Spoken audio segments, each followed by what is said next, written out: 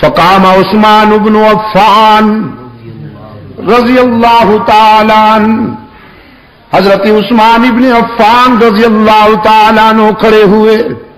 فقال صدقت یا عمر، عرض کیا عمر آپ نے سچ کہا ہے. پھر اپنے قائد کی طرف دیکھتے ہوئے عرض کیا وحبب الی من الدنیا ثلاث، تین چیزیں مجھے بھی بہت پیاری لگتی ہیں. رحمت عالم صلی اللہ علیہ وسلم نے عثمان کی طرف پیار کی نگاہوں سے دیکھا، دیکھتے بھی بڑے پیار کی نگاہوں سے تھے اپنے عثمان کو. کبھی کبھی فرماتے تھے عثمان میرا وہ رضاکار ہے کہ جب یہ فرش پہ چلتا ہے تو اللہ کے فرشتے عرش پر اس سے حیا کرتے ہیں. بڑے پیار سے دیکھا عثمان کی طرف. فرمایا تمہیں کیا پسند ہے عثمان؟ عثمان ابن عفان رضی اللہ تعالی عنہ نے فرمایا اللہ کے محبوب اطعام الجیعان وکسوۃ العریان وتلاوۃ القرآن. نعرہ تکبیر، سامع القرآن، سامع القرآن. تین چیزیں مجھے بھی بہت پسند ہیں. بھوکوں کو کھانا کھلانا پسند ہے،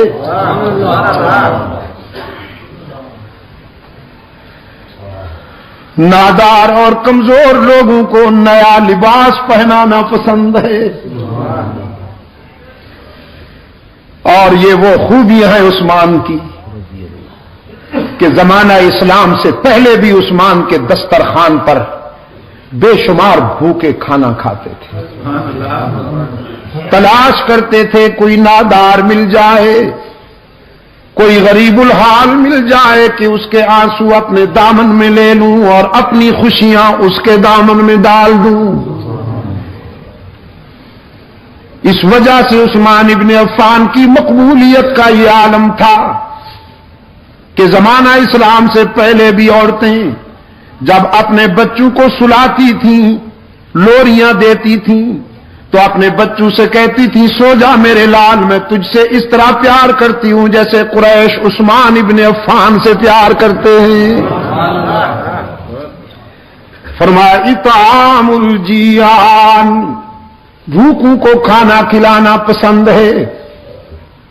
یہ میں آپ کو اس لیے نہیں سنا رہا میرے عزیز دوستو کہ آپ سنیں اور مزے لے لیں اور بس پھر بھول جائیں. میں اس لیے آپ کے دلوں میں یہ سچائیاں اتار رہا ہوں کہ اللہ آپ میں بھی یہ اخلاقی خوبیاں پیدا کریں. سرکار دو عالم صلی اللہ علیہ وسلم نے فرمایا اس نیک آدمی سے کہہ دو جو ساری رات عبادت کرتا ہے، تسبیح ہاتھ میں رکھتا ہے، ہر سال حج پہ جاتا ہے، عمرے بھی ادا کرتا ہے، ذکر و فکر میں محو رہتا ہے، لیکن جو رات کو پیٹ بھر کر سو جائے اور اس کے پڑوس میں کوئی انسان بھوکا تڑپتا رہے، رحمت للعالمین صلی اللہ علیہ وسلم نے فرمایا اس عابد شب زندہ دار سے کہہ دو کہ وہ ہم میں سے نہیں، ہم اس میں سے نہیں.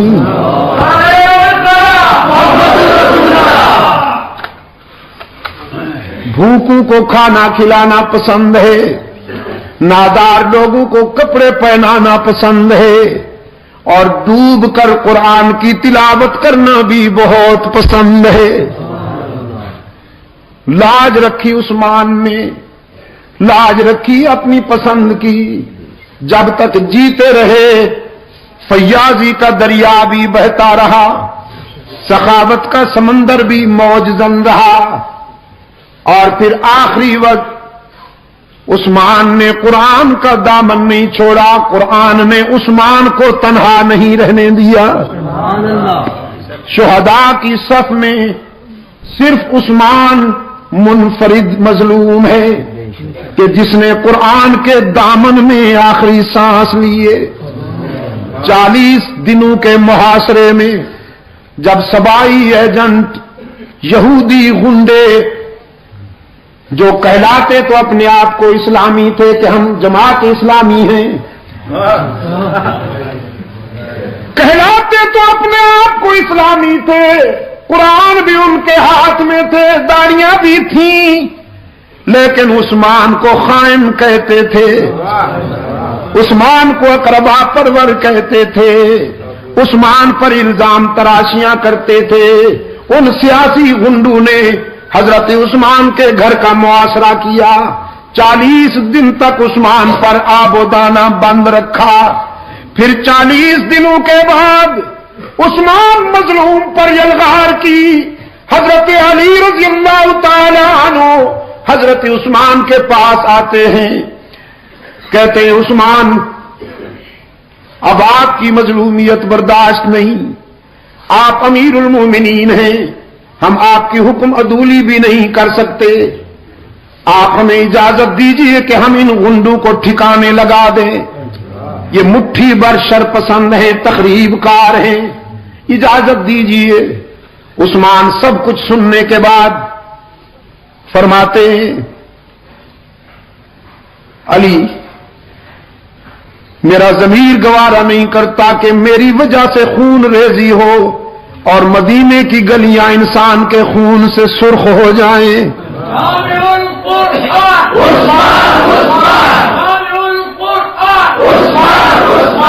حضرت علی فرماتے ہیں امیر المومنین کتنے دنوں سے آپ کو بھوکا رکھا گیا ہے، پیاسا رکھا گیا ہے؟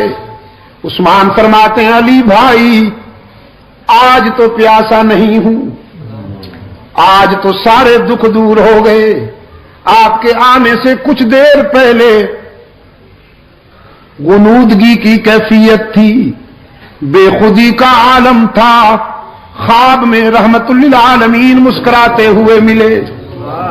رحمت عالم صلی اللہ علیہ وسلم نے فرمایا عثمان دو راستے ہیں، ان میں سے ایک چن لو، ایک راستہ یہ ہے کہ اپنے دشمنوں کے لیے بد دعا کرو وہ ہلاک ہو جائیں، زمین پھٹے گی اور غرق ہو جائیں، اور دوسرا راستہ ہے صبر والا، دوسرا راستہ ہے صبر والا، پہلا راستہ ہے جذبات والا اور دوسرا راستہ ہے صبر والا۔ تو اگر صبر کرو، روزہ رکھا ہوا ہے آپ نے، افطاری ہمارے ہاں عالم برزخ میں آ کے کرنا۔ حضرت عثمان نے فرمایا میں نے اپنے آقا سے کہہ دیا ہے حضور میں دوسرا راستہ پسند کرتا ہوں، صبر کروں گا، آپ دعا فرمائیں کہ اللہ مجھے صبر کے مرحلے میں کامیاب کر دے۔ رحمت عالم صلی اللہ علیہ وسلم نے سینے سے لگا لیا، حضرت عثمان فرمانے لگے میرے سینے پر حضور اکرم صلی اللہ علیہ وسلم نے پیار کا ہاتھ رکھا، ساری پیاس دور ہو گئی، میں اب تک دل کی گہرائیوں میں حضور کے ہاتھ کی ٹھنڈک محسوس کر رہا ہوں۔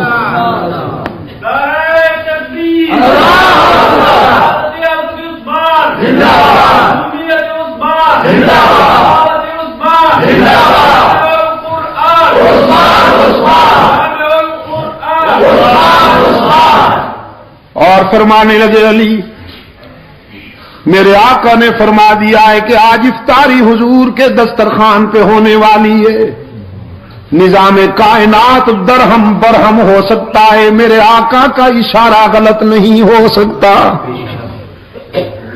صبر کروں گا، آپ بھی صبر کیجئے۔ نماز عصر پڑھی، لباس بدلا، قرآن کو سامنے کھول کر بیٹھ گئے، بڑی تختی والا قرآن کریم تھا، چمڑے کے اوراق پہ لکھا ہوا، قرآن کریم کی تلاوت شروع کر دی، پہلے پارے کی آخری آیتیں تلاوت ہو رہی تھی کہ قاتل دیوار پھاند کر اندر آ گئے۔ حضرت عثمان کے سینے میں انہوں نے سلاخیں اتاری، داڑھی مبارک کو پکڑ کر نوچا، سینے میں سلاخیں اتاری، گھائل ہو کر حضرت عثمان کے سینے سے خون کا فوارہ نکلا، قرآن نے اپنے ورقوں میں محفوظ کر لیا۔ سبحان اللہ۔ قرآن کے ورقے خون عثمان سے رنگین ہو گئے، اور پھر جب گھائل ہو کر گرے تو عثمان قرآن ہی کے دامن میں جا گرے۔ عثمان نے قرآن کو اور قرآن نے عثمان کو سینے لگا کر یاری پکی کر لی نا۔ سبحان اللہ۔ حشر کے میدان میں شہداء جب اللہ کی عدالت میں پیش ہوں گے، کسی شہید کی شہادت کی گواہی ریت کے ذرے دیں گے، کسی شہید کی شہادت کی گواہی تلوار کی دھار دے گی، کسی شہید کی شہادت کی گواہی خنجر دے گا، کسی شہید کی شہادت کی گواہی خون گریبان دے گا، تیر و کمان دے گا۔ عثمان وہ مظلوم ہے، اس کی شہادت کی گواہی اللہ کا قرآن دے گا۔ عثمان نے جان دے دی لیکن قرآن کا دامن نہ چھوڑا۔ اطعام الجیان وکسوۃ العریان وتلاوۃ القرآن، تین چیزیں عثمان نے بیان کی۔